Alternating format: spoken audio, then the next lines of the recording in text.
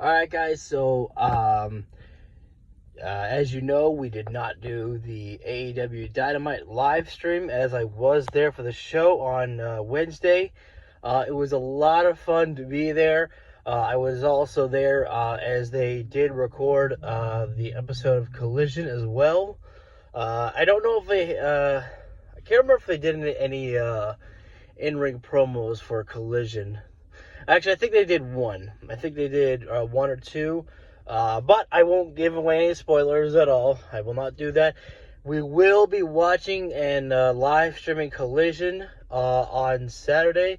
I will make sure to do that as I will still do that part there.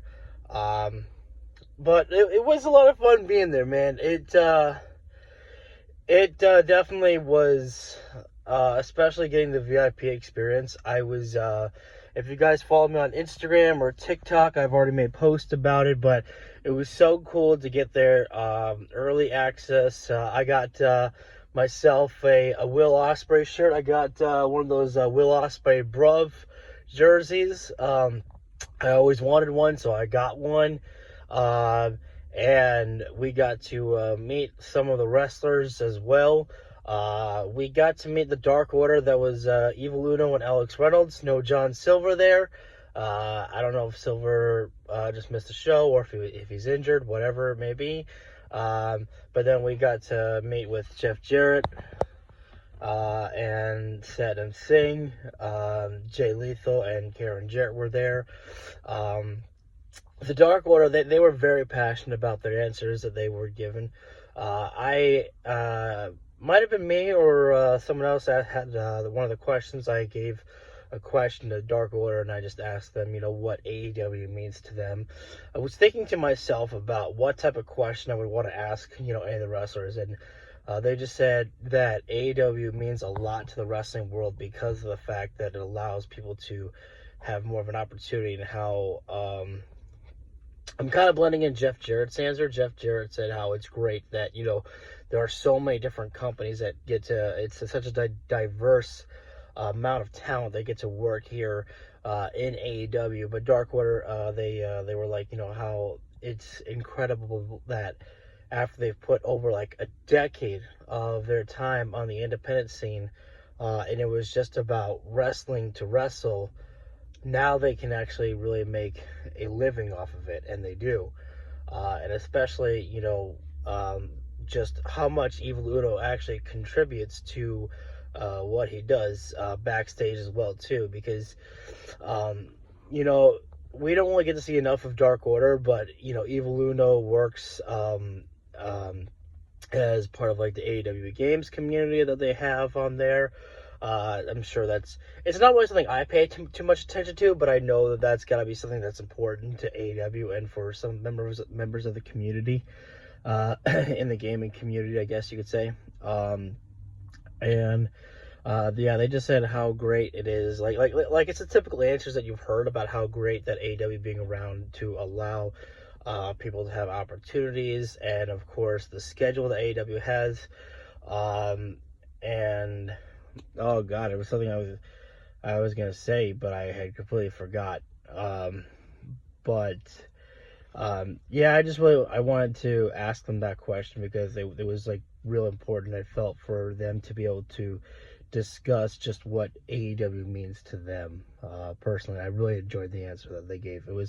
I think it was something like Alex Reynolds said, it's hard to describe, but it was. He gave a long answer, which is exactly what I want. I wanted to hear the passion that they have for the company, because, I think that's really important. You hear, a lot of times I feel like you hear in interviews where people are like, oh, well, what about that other company, WWE, and blah, blah, blah, and how people want to, talk about them sometimes, and not enough about, what does this all mean to you? Anyways, moving on to the next part of the VIP experience. We got to go to the ring. Literally, the last time I did a VIP experience, I don't think I got to go to the ring. I think I got to stand by the barricade, but I was able to get right at the ring where I literally put my hand down on the floor mat just to feel it. And walking through, not through the curtain of like the stage, but like walking through like a curtain, kind of like where John Moxley would walk out. I just felt at home being in a wrestling arena. It always gives me such great joy to be in that, type of venue, in that type of setting there. I got to touch the mat, touch the stairs, and I'm just like, it felt so cool to be right there. And then we got to take pictures with the championship title. You got to pick the either the international championship or the AEW World Heavyweight Championship. I picked the World Championship. We stood up by the ramp, took a picture of the title, and that was it for the VIP experience. So definitely, I would recommend for people. I imagine that there are different wrestlers that come for a Q&A session. But yeah, it was a lot of fun to be there. I had a great time, and I got to watch 2 Ring of Honor matches there, which was, pretty cool. Obviously, that's cool. You get 2 shows and a little bit of extra with a little ROH action. But I will say this, as much as I love being around the crowd, the wrestling crowd, I will say this, sometimes they can ruin it a little bit. The last time I went to a wrestling event, that was an All Out, and I was, had a great time being around the people around me. This time, there were people more interested in watching a hockey game and talking about hockey that was going on at the same time, rather than watching the main event of Collision. And a small spoiler, okay? Wheeler Yuta versus Powerhouse Hobbs. I think that was the main event of Collision. And Yuta was working the legs, and I get so sick and tired when people go like, why are you letting the small fry Wheeler Yuta get so much offense on the big guy? Especially when it's smart wrestling. Wheeler Yuta was attacking the legs of Hobbs. One, that's Hobbs' weak spot. If you've been paying attention to the action, you would know that. You would know that Hobbs, that's always the weak spot. Attack his legs there. And especially when you're a smaller man, you attack the man's legs. That's the best way to knock down an opponent. But you get, some of the fans that were surrounded by me, they were like, oh my God, why is he selling? I'm like, because it's fucking pro wrestling. I was like, what are you supposed to do? Are you not supposed to wrestle? Like, yes, in a real life situation, would Hobbs beat the fuck out of Wheeler Yuta? Yeah, he would. But you know what? This is pro wrestling. And especially if that's the main event of Collision, you're not supposed to end the show in like a fucking minute. So, like, my God, would you actually fucking pay attention and actually just understand pro wrestling? Like, I understand that people are like, I want this to be treated like real life. It's like, it's pro fucking wrestling, okay? You can take this how you want it. It could be a squash match. It could be taken into a real-life situation where, yeah, it could be a squash match. Or it could just be a fucking back-and-forth match. So, just shit, man. Like, people just try to take pro wrestling so seriously sometimes. And I get that.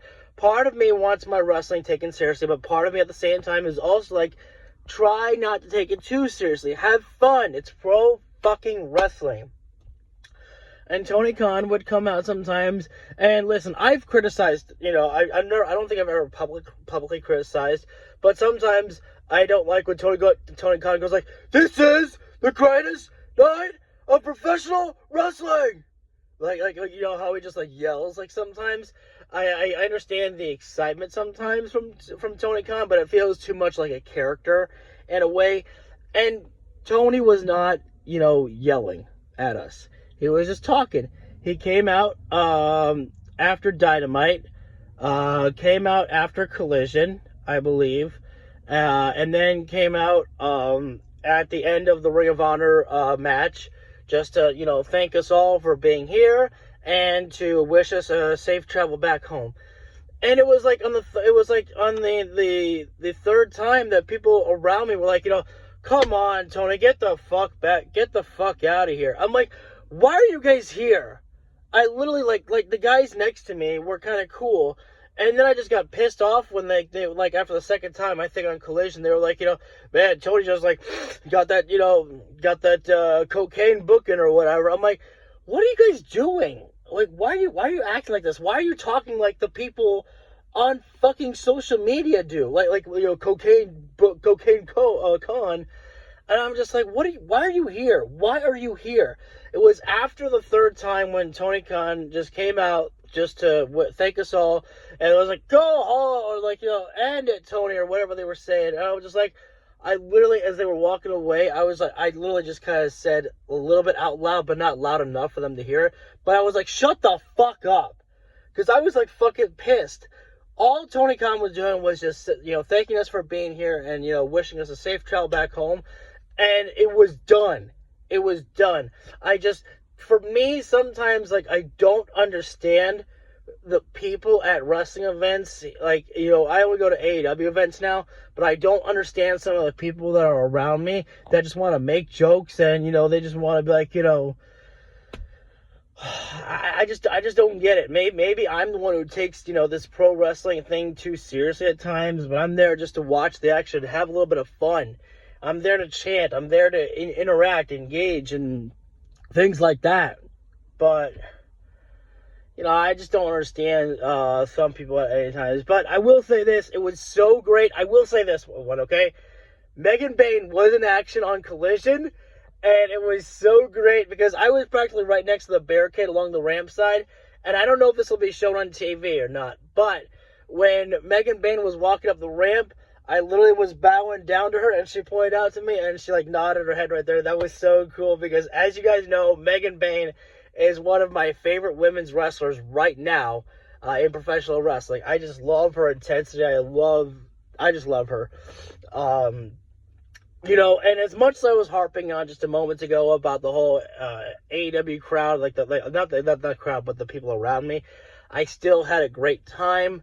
And I cannot wait to go back to another AEW event. It was a lot of fun to be there. So, yeah. I will definitely be going back. And I will definitely be doing the VIP experience as much as I possibly can.